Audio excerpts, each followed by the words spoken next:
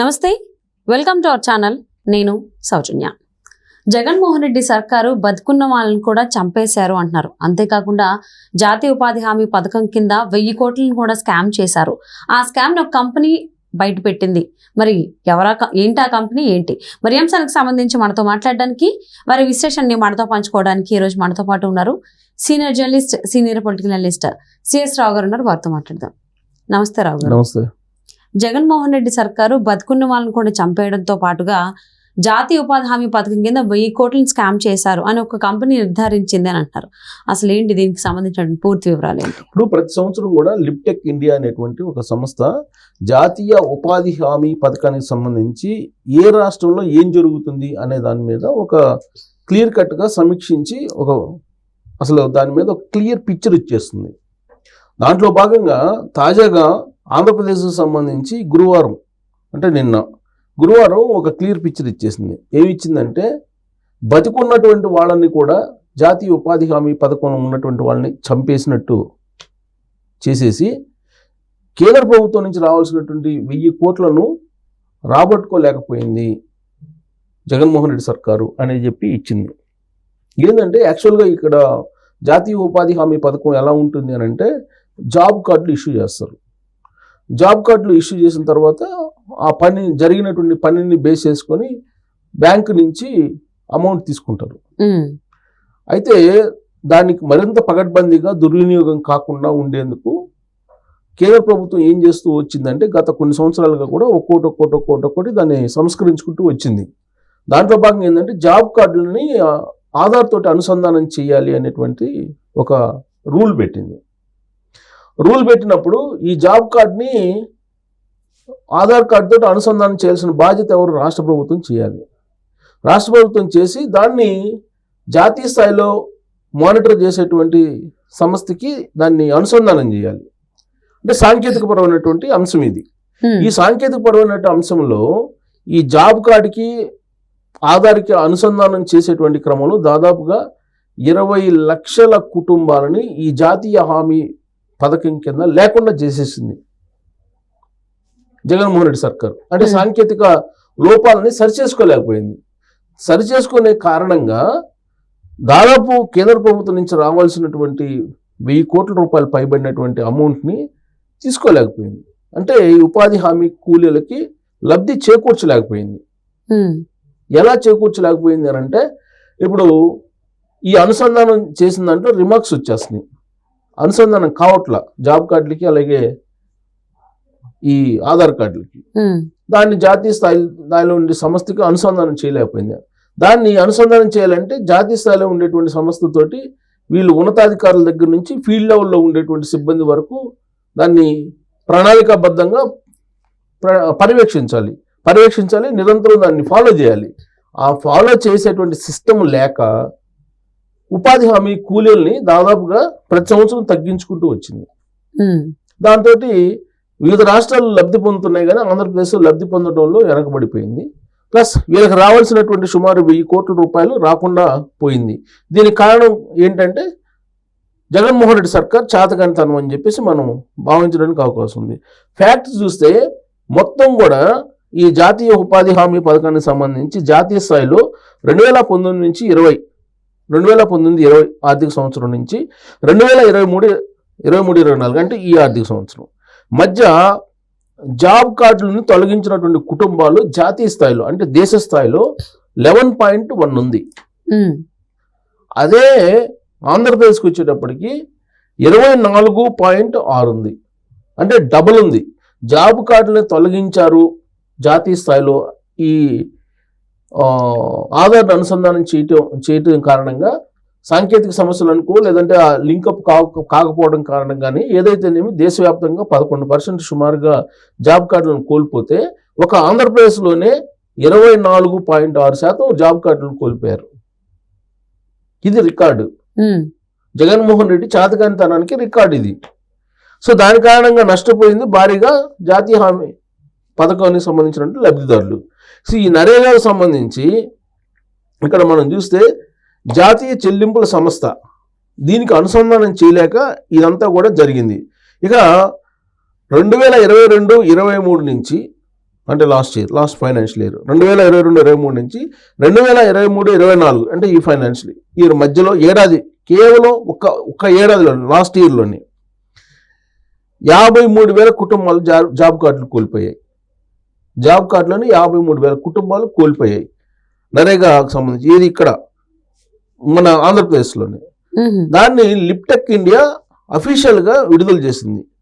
So ఇది ఎందుకు జరిగింది అని అంటే వీళ్ళు కరెక్ట్గా చేయలేక కూలీలు బతికున్నా కానీ చనిపోయినట్టు వీళ్ళు నమోదు చేశారు. నమోదు చేసినందు కారణంగా 2022-23లో జాబ్ కార్డులు పెద్ద ఎత్తున పోయాయి అనేది మానవ హక్కుల వేదిక కంప్లైంట్ చేసింది. ఎందుకంటే రైట్ టు వర్క్ కదా అది. సో మానవ హక్కుల వేదిక కంప్లైంట్ చేసింది. కంప్లైంట్ చేస్తే కొన్ని ర్యాండమ్గా చెక్ చేస్తే మన్యం జిల్లాలో, పార్వతీపురం మన్యం జిల్లాలో కొన్ని తనిఖీ చేశారు. ఇటీవల పరిశీలించినప్పుడు కొన్ని విషయాలు బయటకు వచ్చినాయి. గుమ్మ లక్ష్మీపురం, కురుపాం ఈ మండలాల్లో తనిఖీలు చేశారు.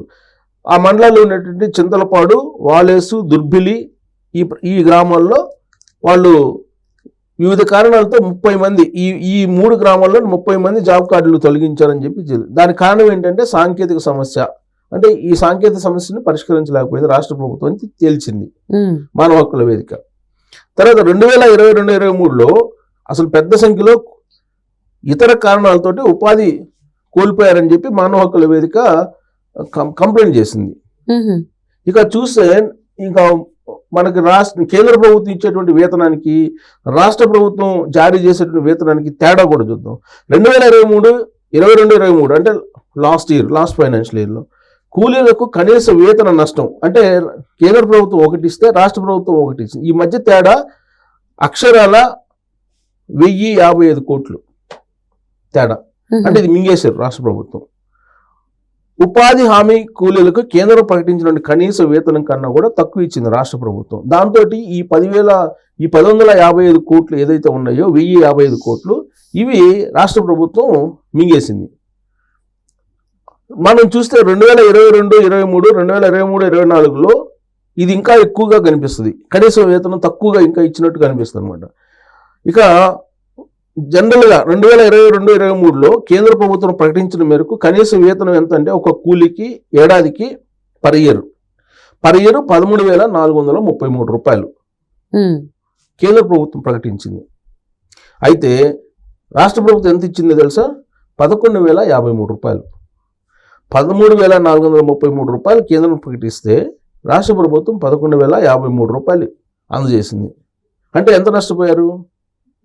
గ్యాపు ఒక్కొక్క కూలీ ఏడాదికి 2,380 రూపాయలు నష్టపోయారు. ఒక కూలీ ఏడాదికి 2,380 రూపాయలు కోల్పోయారు. ఇది మోసం చేయటం కదా. నా ఎస్సీలు, నా బీసీలు, నా పేదలు అంటుంటారు కదా జగన్మోహన్ రెడ్డి. మరి ఈ మోసం ఏంటి? ఇంత దారుణంగా మోసం చేస్తారా? నిలువున బహిరంగంగా మోసం చేశాడు జగన్మోహన్ రెడ్డి. ఉపాధి హామీ కూలీలకు సంబంధించి కేంద్ర ప్రభుత్వం ఇచ్చేటువంటి డబ్బులను కూడా ఇవ్వకుండా ఇంతకన్నా దారుణం ఉంటుందా? దీన్ని ఆల్రెడీ అఫీషియల్గా బయటపెట్టారు. ఇది మనం చెప్పడం కాదు, లిప్టెక్ ఇండియా బయటపెట్టింది అఫీషియల్గా. ఈ సంవత్సరం మొత్తం హాజరైనటువంటి కూలీలు తీసుకుంటే హాజరైన కూలీలు మొత్తం చూసుకుంటే 1,155.18 కోట్లు కోల్పోయారని. అంటే ఈ ఏడాది మొత్తం కూలీలు 1,155 కోట్లు కోల్పోయారని ఇప్పుడు ఉన్నటువంటి జాబ్ క్యాలెండర్ ఉన్నటువంటి వాళ్ళు బికాజ్ ఆఫ్ రాష్ట్ర ప్రభుత్వం ఇన్ఎఫిషియన్సీ. సో ఇక్కడ 5 ఏళ్లలో డేటా కూడా ఇచ్చారు. చంద్రబాబు నాయుడు దిగిపోయిన తర్వాత జగన్మోహన్ రెడ్డి వచ్చిన తర్వాత ఇయర్ వైజ్ ఇచ్చిన డేటా కూడా ఉంది ఇక్కడ. ఇది క్లోజప్ లో చూపించచ్చు. ఇయర్ వైజ్ ఉన్నటువంటి డేటా కూడా ఉంది. ఈ డేటా మనం చూస్తే ఎంత నష్టపోయింది అనేది కూడా ఉంటుంది. అంటే ఎంత ఇవ్వాలి, ఎంత నష్టపోయింది అనేది కూడా ఉంది. దీనిలో చాలా క్లియర్గా వాళ్ళు రిలీజ్ చేశారు, అఫీషియల్గా రిలీజ్ చేశారు. లిప్టెక్ ఇండియా 1,155 కోట్లు ఏడాదికి నష్టపోయారని అంటే వీళ్ళు కొంతేమో జాబ్ కార్డులు తీసేయటం, ఇంకొంతేమో కేంద్ర ప్రభుత్వం ప్రకటించినటువంటి వేతనం కన్నా కూడా తక్కువ ఇవ్వడం. మరి దీనికి బాధ్యులు ఎవరు వహించాలి? అందుకే మానవ హక్కుల వేదిక ఇప్పుడు కేసేసింది.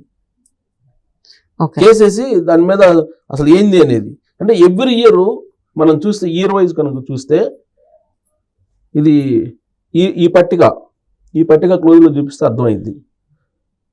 కనిపిస్తున్నాయా క్లోజ్లో? సో దీంట్లో ఈ పట్టికను కనుక మనం చూస్తే ఏ ఇయర్లో ఎంత జగన్మోహన్ రెడ్డి నిర్లక్ష్యం కారణంగా అవగాహన లోపం కారణంగా పాలన చేతకానిటువంటి జగన్మోహన్ రెడ్డి వల్ల ఎంత నష్టపోయింది పేదలు కూడా కాదు, నిరుపేదలు. అంటే ఉపాధి హామీ పనులు లేకపోతే ఆహారం కూడా లేనటువంటి కూలీలు ఎంత. సో ఓవరాల్గా జగన్మోహన్ రెడ్డి సర్కారు జాతీయ ఉపాధి హామీ పథకం కింద కొన్ని వేల కోట్లు తినేయడమే కాకుండా వెనకేసుకోవడమే కాకుండా బతుకున్న వాళ్ళని కూడా లేరు అన్నట్టుగా చూపించడం జరిగిందని దానికి సంబంధించి ఒక సంస్థ లిప్టెక్ సంస్థ బయట పెట్టడం జరిగింది. లిప్టెక్ ఇండియా సంస్థ బయట పెట్టడం జరిగింది. కాబట్టి